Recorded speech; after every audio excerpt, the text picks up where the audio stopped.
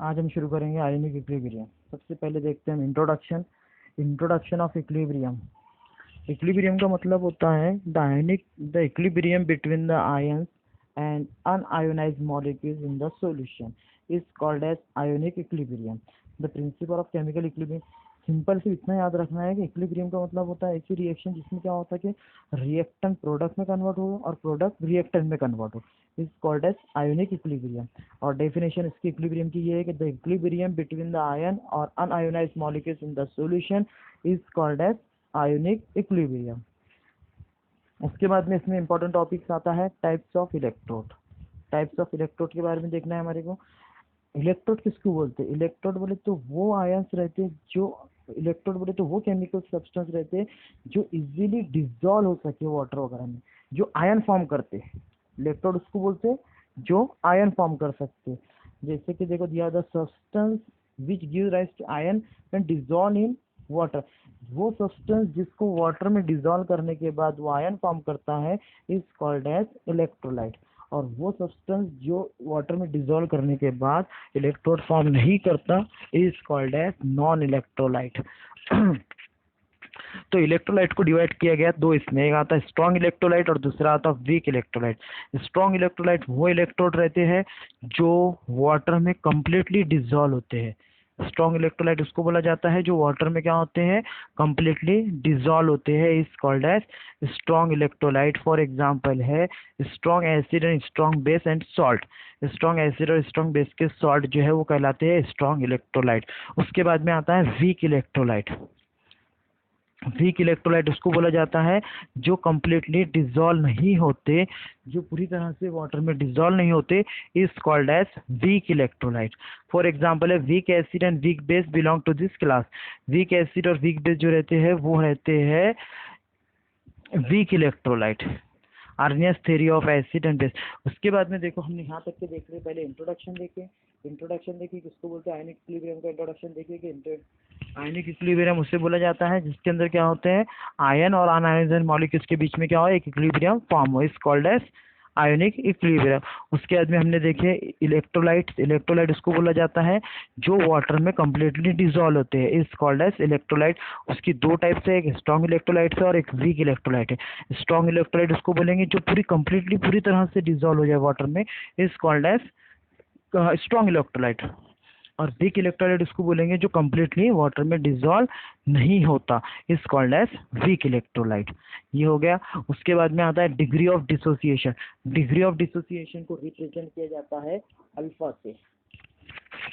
Degree of dissociation को कैसे represent किया जाता है, अल्फा से। इसका एक सिंपल फॉर्मूला है, alpha is equal to number of mole of dissociate and total number of mole, is called as degree of dissociation. Definition में ऐसे लिख सकते हैं, it is defined as the ratio of total number of mole of the electrolyte that dissociate into it is ion when the equilibrium is certain. इसमें कैसा है, degree of dissociation का simple definition ये बोल सकते हैं, total number of molecules dissociate, number of molecules dissociate and total number of molecules, the ratio is called as degree of dissociation। इसी पर से उसका परसेंटेज का फॉर्मूला आता है, percentage dissociation is equal to alpha into 100।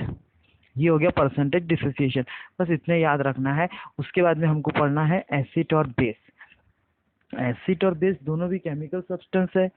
Acid जैसे कि बहुत सारे एसिड की एग्जांपल हमको पता है, स्ट्रॉन्ग एसिड हो गए, वीक एसिड हो गए, एसिडिक एसिड जो कि spawn in the vinegar, citric acid, lemon वगैरह के अंदर। वीक एसिड भी बहुत सारे होते हैं।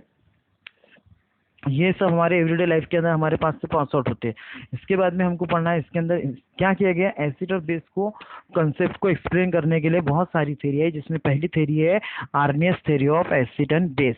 आर्नियस थ्योरी ऑफ एसिड और बेस में यह आता है कि according to this Arrhenius theory के हिसाब से वो कंपाउंड जिसको वाटर में डिसॉल्व करने के बाद H पॉजिटिव आयन फॉर्म करता है इज कॉल्ड एज एसिड। और वो कंपाउंड जिसको वाटर में डिसॉल्व करने के बाद वो OH नेगेटिव आयन फॉर्म करता है इज कॉल्ड एज बेस। तो जैसे कि एसिड की डेफिनेशन होगी, यहाँ पे एग्जांपल दिया हुआ है, HCl एक एसिड है, वाटर में डिसॉल्व करे तो वो फॉर्म करेंगे H पॉजिटिव आयन और Cl नेगेटिव आयन। उसी तरीके से बेस भी वो होता है, base substance that contain the OH negative. Base वो सब्सटेंस होते हैं जिसको वाटर में डिसॉल्व करने के बाद OH नेगेटिव आयन फॉर्म करते हैं, is called as base. For example है NaOH, जिसमें फॉर्म होता है Na पॉजिटिव और OH नेगेटिव। उसके बाद में ये हो गई Arrhenius theory of acid and base की, एसिड और बेस की आर्नेस थ्योरी होगी। उसके बाद में आता ब्रोनेस थ्योरी, उसके बाद की बेस थ्योरी आती है ब्रोनेस थ्योरी आती है लोरी थ्योरी। इसमें बताया था उसने, ब्रोनेस ने बताया था कि एसिड वो सब्सटेंस है दैट डोनेट द प्रोटॉन, वो सब्सटेंस जो प्रोटॉन को डोनेट करते हैं टू अनदर सब्सटेंस को इज कॉल्ड एज एसिड। ब्रोनेस्ट के हिसाब से एसिड किसको बोला गया, वो सब्सटेंस जो प्रोटॉन को डोनेट करते हैं to another substance is called as acid. और उसी तरीके से बेस किसको बोला गया, वो सब्सटेंस जो प्रोटॉन को एक्सेप्ट करते हैं फ्रॉम अनदर सब्सटेंस, जो दूसरों से प्रोटॉन को लेते हैं वो बेस रहते हैं, जो प्रोटॉन दूसरों को देते हैं वो एसिड रहते हैं। ये ब्रोनेस थ्योरी के हिसाब से हो गया। उसी के बाद में कंजुगेटेड एसिड और बेस उसको बोला गया जब क्या होता है कोई एसिड और बेस, एसिड क्या करता है किसी को अपना प्रोटॉन डोनेट करता है, तो वो एक एसिड क्या करता है अपना प्रोटॉन डोनेट करता है तो बेस फॉर्म करता है, और बेस अपना प्रोटॉन अगर प्रोटॉन एक्सेप्ट करता है तो वो एसिड फॉर्म करता है। इसकी वजह से जो एसिड और बेस फॉर्म होते हैं is called as acid conjugated acid and base pair. ये होगी दूसरी थ्योरी। पहली थ्योरी हमने आर्नेस थ्योरी देखी जिसमें H पॉजिटिव आयन और OH नेगेटिव आयन का कंसेप्ट था। उसके अंदर ब्रोनेस थ्योरी आ गई, इसके अंदर प्रोटॉन डोनर और प्रोटॉन एक्सेप्टर रहते। प्रोटॉन डोनर वो रहते जो एसिड रहते, प्रोटॉन एक्सेप्टर वो रहते जो बेस रहते।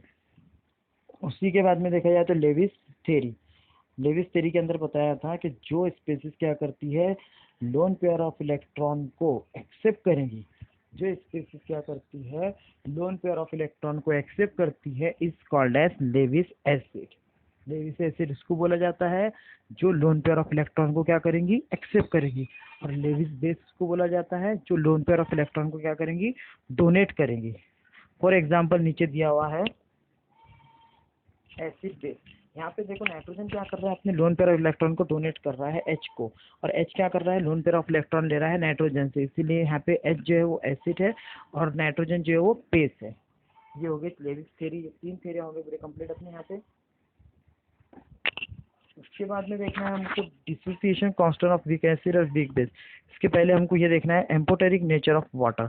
अभी एम्पोटेरिक नेचर क्या होता है, एम्पोटेरिक नेचर उससे बोला जाता है जिसके अंदर एसिड और बेस, सॉरी एम्पोटेरिक नेचर उसको बोला जाता है वो नेचर जो दोनों ही प्रॉपर्टी को शो करे, एसिड की प्रॉपर्टी को भी और बेस की प्रॉपर्टी को भी, is called as amphoteric nature.